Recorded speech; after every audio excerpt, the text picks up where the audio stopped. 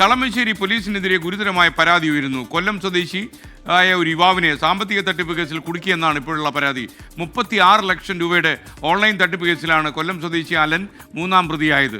Police തൻ്റെ ജീവിതം നശിപ്പിച്ചു കളഞ്ഞെന്ന് അലൻ 24-നോട് പറഞ്ഞു.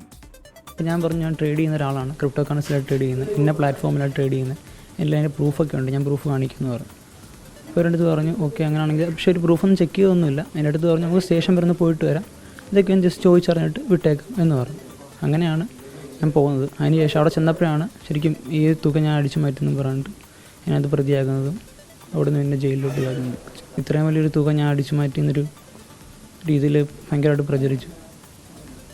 പുറത്തിറങ്ങാൻ ഒന്നും ചെയ്യാൻ പറ്റാതായി. എൻ്റെ കരിയർ ഒരു ഭാഗത്ത് നഷ്ടപ്പെട്ടു. അവരുടെ റിമാൻഡ് റിപ്പോർട്ടിൽ തന്നെ പറഞ്ഞിരിക്കുന്നത് 4,18,000 രൂപ എൻ്റെ മകൻ്റെ ഇൻഡസ്ഇൻഡ് ബാങ്കിൽ അക്കൗണ്ടിൽ വന്നിട്ടുണ്ട് എന്നാണ്.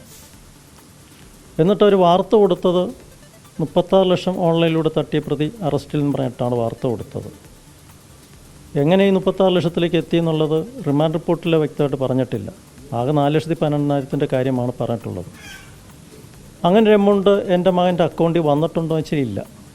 അത്രയും എമൗണ്ട് തന്നെ അന്നത്തെ ദിവസം തന്നെ ചെക്ക് ഉപയോഗിച്ച് പിൻവലിച്ചിട്ടുണ്ടെന്ന് അവർ പറഞ്ഞിട്ടുണ്ട്. പക്ഷേ അങ്ങനെ ഒരു എമൗണ്ട് വന്നിട്ടുമില്ല, ചെക്ക് ഉപയോഗിച്ച് പിൻവലിച്ചിട്ടുമില്ല.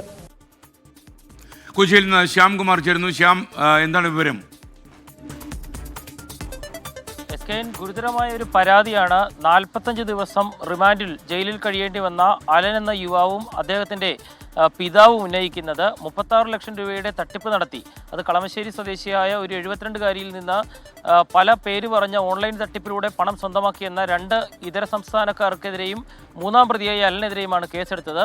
ഇതിൽ പിടികൂടാൻ കഴിഞ്ഞത് അലനെ മാത്രമാണ്.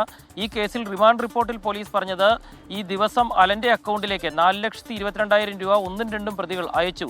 തട്ടിപ്പിലൂടെ സമ്പാദിച്ച പണമെന്നാണ്. പക്ഷേ ബാങ്ക് രേഖകൾ പ്രകാരം ഇത്തരത്തിലുള്ള പണം അലൻ്റെ അക്കൗണ്ടിൽ എത്തിയിട്ടില്ല.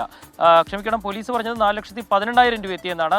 പക്ഷേ അലൻ്റെ അക്കൗണ്ടിൽ വന്ന 4,22,000 രൂപ അത് ക്രിപ്റ്റോ കറൻസി ട്രേഡിലൂടെ വന്ന പണമാണെന്ന് അയാൾ രേഖകൾ സഹിതം പോലീസിനെ ബോധ്യപ്പെടുത്തിയിരുന്നു. പക്ഷേ ഇതും അംഗീകരിക്കാൻ പോലീസ് തയ്യാറായില്ല. അങ്ങനെയാണ് പോലീസ് അലനെ അറസ്റ്റ് ചെയ്യുന്നത്. പക്ഷേ ഈ പണം പിൻവലിച്ചു എന്ന് റിമാൻഡ് റിപ്പോർട്ടിൽ പറയുന്നു.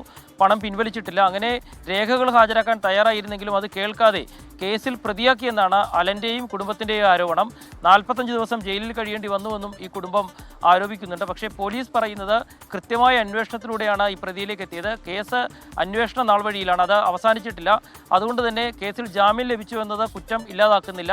അന്വേഷണം തുടരുകയാണ് എന്ന നിലപാട് തന്നെയാണ് പോലീസ് എടുക്കുന്നത്. അപ്പോഴും ഈ കുടുംബം മുഖ്യമന്ത്രിക്കും DGPക്കും അടക്കം പരാതി നൽകിയിരിക്കുകയാണ്. ജീവിക്കാൻ കഴിയാത്ത സാഹചര്യം ഉണ്ടായി, ആത്മഹത്യയുടെ വക്കിലാണ്, പോലീസ് കള്ളക്കേസിൽ കുടുക്കി എന്നുള്ളതാണ് കുടുംബത്തിൻ്റെ ആരോപണം. SKN ശ്യാംകുമാറാണ് വിവരങ്ങൾ നൽകിയത്.